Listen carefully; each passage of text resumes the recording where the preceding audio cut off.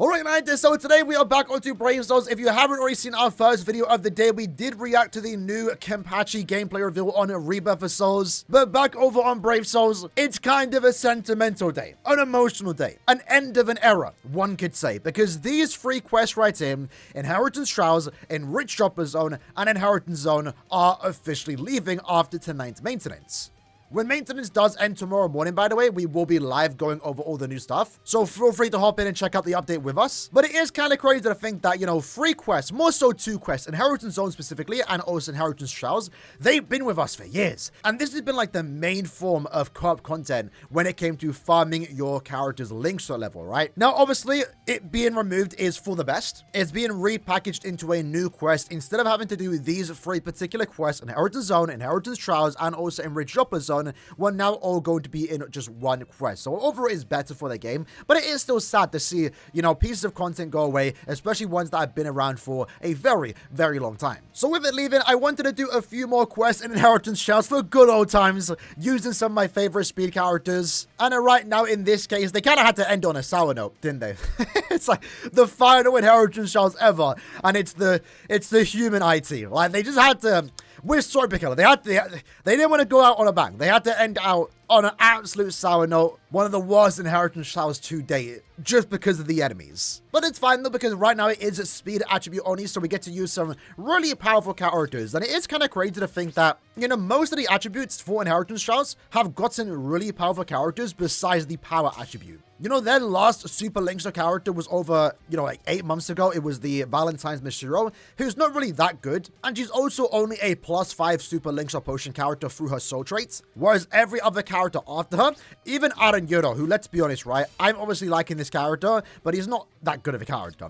But even then, at least Aaroniero is a +10 Super Linkster farmer. So power has just always been like the worst attribute to farm, power only content. You know, besides the fact that they're lacking really good, just playable characters until the most recent 9th anniversary, they still and currently are lacking good Super Linkster farmers, and you can't even reliably get +10 Super Linkster potions in any power only quest. Now, likely that of course is going to change since we are getting a new quest starting tomorrow. We're also most likely going to be getting a new Super Linkster farmer at the end of the month, right? And I feel like they purposely have been doing that. They've been kind of waiting because we haven't had a Super Linkster farmer since Swimsuit Menina, who came out at the end of June. So I feel like they've been holding off giving us Super Linkster farmers, even normal Linkster farmers, until this new quest comes out, where they're most likely going to be very similar to Senjumaru, right? And she's potentially going to get even better now with this new quest, because she's going to be increasing all the drop rates for all the items that you can get. And right now, once we actually do start this quest, you know, we're only getting Super Linkster potions and a small amount of Linkster potions. But we're not getting any droplets there. So this potential new quest that could drop all 3 of them,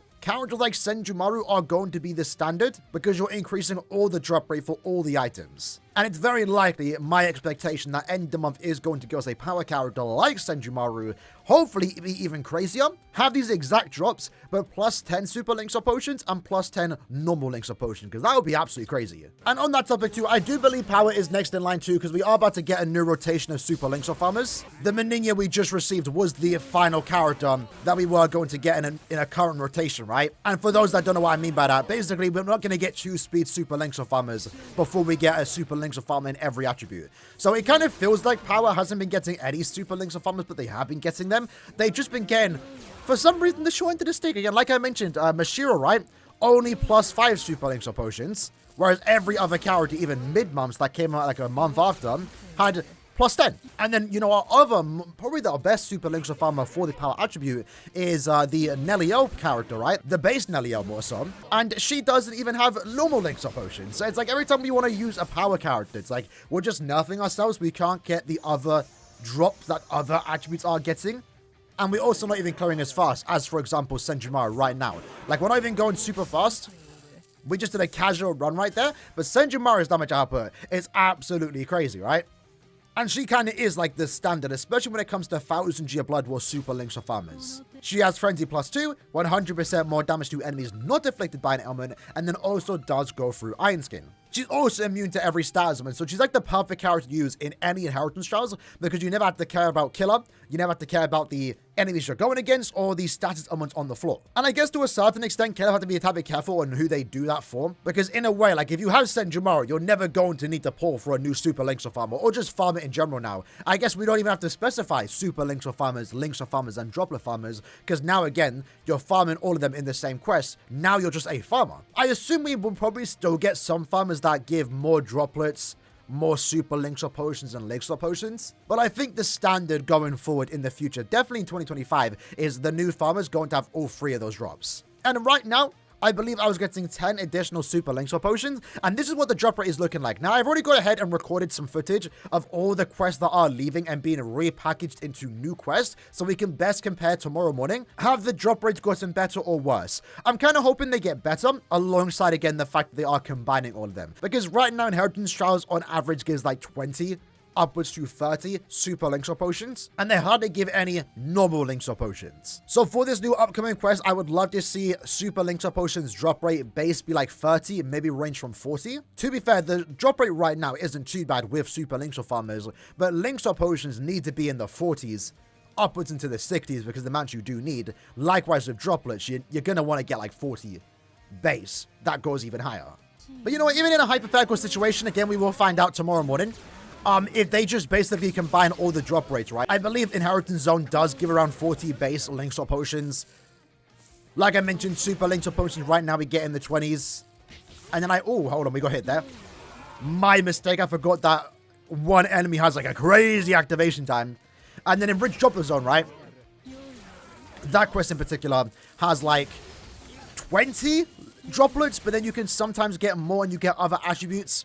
Like, if they just want to give the exact same drop rate and combine it all into one quest and don't increase the amount we do get, that's still fine, because it's still, like, saving your lot of tickets just having to do one quest. And also, most importantly, time, right? The worst part about having all these quests that were all split, like, right now, Enriched Droplet Zone is basically dead because they split it up. There was 5 different separate quests. Enriched Droplet Zone used to be a place that I found, like, quite reliably, especially during the time where we had 2 times droplets, 3 times droplets sometimes. But after they made that split, you know, there are people farming droplets, which no one really farms droplets just by themselves. You know, a lot of people could be farming technique-only droplets. But then if I need speed droplets, it's going to be a lot harder to find the room. So right now, it's going to make droplets, if anything, farm a lot easier. Because for me, when I was farming all my characters, remember, I've already linked to all my characters to T20, right? I finished my whole box. For me, the most awkward thing to farm was droplets. And most of the time, I just went into epic raids. That was the best place to do it. Likewise, in epic raids, you could just farm links or potions too. So there's never ever a reason to ever play Enriched Droplet Zone, even with a 2 times drop rate. And likewise with Inheritance Zone, it was technically better than epic raids when it came to links or potion gain. But you were kind of just better off in epic raids because you're getting droplets at the same time, and you were likely clearing faster. Epic raids have gotten super easy. So it is very awkward when you have 2 pieces of content in Inheritance Zone and also Enriched Droplet Zone that are almost not even worth playing. And that's why, again, this change is happening. I will say, though, I'm kind of surprised we didn't get any news of the quest dropping tomorrow in today's news post. Because usually when a new event does happen, right? Because this is going to be a new quest, it would actually give us some type of information regarding the quest drop rates and stuff. Again, right now, it's still expected we are going to be getting links or potions, super links or potions, and droplets all in one quest. But we haven't actually yet see that, right? But even so, with that said, I'm actually really curious to see if Iron Skin is going to stay a mechanic in that particular quest. I feel like it kind of has to, because that's been the main selling point for some of these farmers, right? The meta for Inheritance Trials has always been either inflict status ailments very consistently, or just have the Iron Skin ability to, you know, completely go through it. And that's why characters like Senjumaro were and still are sought after, because as you can see in this case, right, we just go through the quest super easy. Yeah, we can use our SA2 right there. So I'm going to assume Iron Skin would still be a thing, and I would like to think there's going to be a bit more difficulty, considering that you're now getting all 3 potions. They definitely could make it easier, but considering that characters are now going to get better, I wouldn't mind if it is a tad bit more difficult. Like, if I have to spend an extra minute to farm a quest because it's more difficult, I don't entirely dislike that, if we are getting good drops for all 3 items, because that's a lot more bearable than having to do that in 3 different quests, you know? So I would like to think Iron Skin is still going to be a thing, so these really good farmers that already are existing are still going to have that specialty about them, and why you would still want to use them. But yeah, with that said, I think that was just a ramble video for today. Again, we are getting maintenance, at least for me, in like 5-ish hours time, so if you haven't already gone ahead and done the quests that are leaving, if you haven't already gone ahead and finished your Senkamon, I would recommend doing that.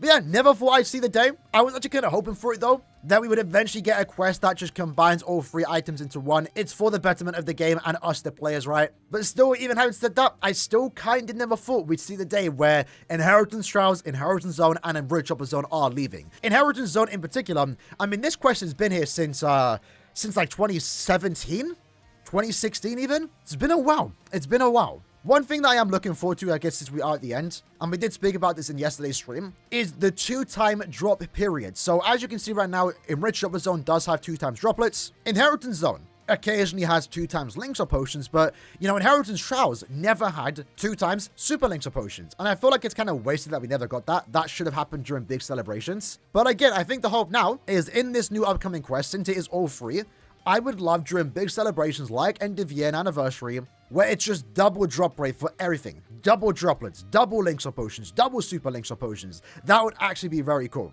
They could still specify it and make it so it's only 2 times links or potions, so it's still worth farming, and then at that point you're just getting more links or potions than the other attributes. But it would be really cool to see this upcoming quest have 2 times potions, 2 times droplets, 2 times super links or potions during big celebrations. Likewise, and I've been saying it, obviously I'm in a situation where I've linked sorted my entire box. I wouldn't mind link sorting some more characters. So if Caleb do want to officially go ahead at T30, maybe sometime in the future, I think now, or again in the future, might be the best time to do it, because link sorting your characters isn't that hard anymore. Again, we have great characters like Senjumaru, but if now all you have to do is just farm 1 quest, that's going to be super easy and less demanding, just the link shot character to T30. Remember, if you don't already know, T30 is in the game's files. There are graphics for it, and they've been in the game since T20 was first added, so there might be no plans to ever add T30. Maybe that is a bit overkill, but I personally wouldn't mind something new to farm in Brave Souls, and if it's T30, that's the way to do it. I'm down for it if all I have to do is just farm 1 specific quest. And who actually knows? We are getting a new power-up system in the future. We have no idea how we have to power up those nodes. They could take crystals and jewels. They could even take links or potions, super links or potions, and droplets. So maybe we're not getting T30 anytime soon, but maybe those new nodes that we have to level up are going to require droplets, super links or potions, and links or potions. And in that case, it's not going to be too bad, because all we have to do is 1 quest.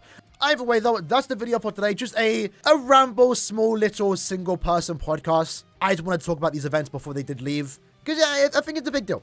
Inheritance Zone, Droplet Zone, and Inheritance Trials are leaving, and I guess this is going to be my last run on this particular quest, but it seems to be getting moved for the better, so I'm looking forward tomorrow to see what that update does have in for us. Hope to see you lads there. Take care, and peace.